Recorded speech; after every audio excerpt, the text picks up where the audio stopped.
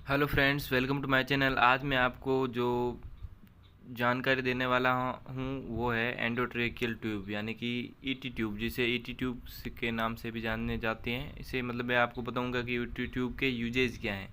तो इस वीडियो में आपको यदि इस ईटी ट्यूब के यूजेस देखने हैं तो वीडियो पर बने रहें। तो मैं लाइन वाइज लाइन आपको ईटी ट्यूब के मतलब यूजेज बताऊँगा। इस वीडियो में कम से कम 5 इंपॉर्टेंट यूजेज मैं आपको ईटी ट्यूब के बताऊँगा। तो वीडियो शुरू करने से पहले यदि आप चैनल पर नए हैं तो चैनल को सब्सक्राइब कर लीजिएगा, तथा ऐसे वीडियो और देखने हैं तो चैनल को कंटिन्यू विजिट करते रहें। तो सबसे पहले मैं आपको बता देता हूँ कि ईटी ट्यूब होती क्या है और इसके यूज क्या होता है। तो इसमें जैसे कि आपको नाम दिख रहा है एंडोट्रेकियल ट्यूब, ठीक है। एंडो मतलब अंदर और ट्रेकियल यानी ट्रेकिया। जो ट्यूब क्या है, ट्रेकिया के अंदर जाती है उसे बोलते हैं एंडोट्रेकियल ट्यूब, ठीक है।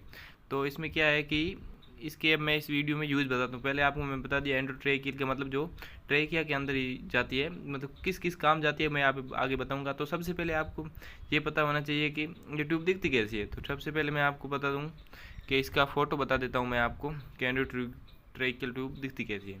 तो जैसे कि आपको स्क्रीन पर ये फ़ोटो दिख रही है एंडोट्रेकियल ट्यूब। तो सबसे पहले क्या होता है कि ये जो पार्ट दिख रहा है इसका एयर फील्ड कट ऑफ, जो ये पार्ट है ये है ना, वो ट्रेकिया के अंदर जाता है। और ये पार्ट है जो मतलब बाहर रहता है। ये जो ट्रेकियल ट्यूब है वो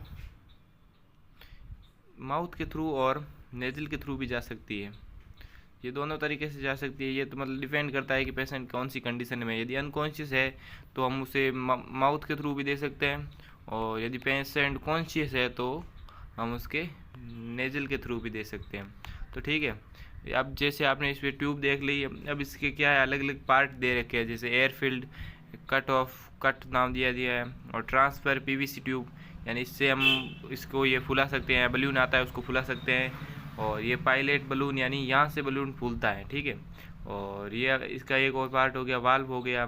अब द कट ऑफ सक्शन, यहाँ से सक्शन किया जाता है, यानी कोई जैसे चीज़ रिमूव करनी है लंग्स से या ट्रेकिया से तो इसका उपयोग किया जाता है। यानी ये 15 mm कंटेनर है, इसकी मतलब चौड़ाई होती है जो 15 mm कंटेन करती है, यानी इसमें 15 mm लगभग बराबर होता है। तो इस हिसाब से इसमें फ्लूइड होता है वो बाहर अंदर जाता है, ठीक है।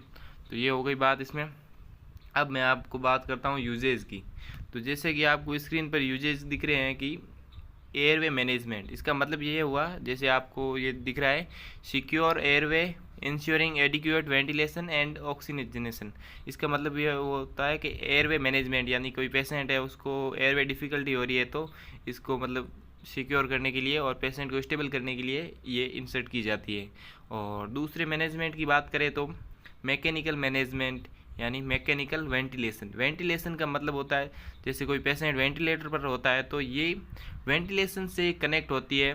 तो ये ट्यूब नेजल के या माउथ के थ्रू अंदर जाती है और एक साइड में वेंटिलेशन के साइड से कनेक्ट हो जाती है और वेंटिलेशन को सपोर्ट करती है, ठीक है, जो जिस पेशेंट को ब्रीथिंग असिस्टेंस की रिक्वायर होती है। तो 2 यूजेज हो गई। अब तीसरे यूजेज की बात करते हैं। प्रोटेक्शन फ्रॉम एस्पिरेशन, यानी एस्पिरेट यानी कोई पेशेंट है जिसके लंग्स में या ट्रेकिया में कोई गैस्ट्रिक कंटेंट चला गया हुआ है या कोई बाहर से कोई कंटेंट चला गया हुआ है, कोई फ्लूइड हो गया है जो मतलब वो इसमें गैस्ट्रिक में जाना चाहता था और जिससे मतलब गलती से वो ट्रेकिया में चला गया है, तो उसको रिमूव या एस्पिरेट करने के लिए इसका प्रोटेक्शन यानी भाई ये एस्पिरेट कर लेता है ईटी ट्यूब के सहारे, ठीक है। Anaesthesia use during surgical process to maintain secure airway, यानी सर्जिकल प्रोसेस के टाइम पेशेंट अनकॉन्शियस रहता है तो उसको ब्रीथिंग एयरवे मेंटेन करने के लिए ये इसका उपयोग किया जाता है। यानी जैसे use during surgical procedure to maintain secure airway, यानी सर्जिकल प्रोसेस के दौरान ये एयरवे को मेंटेन करने के लिए काम में लिया जाता है।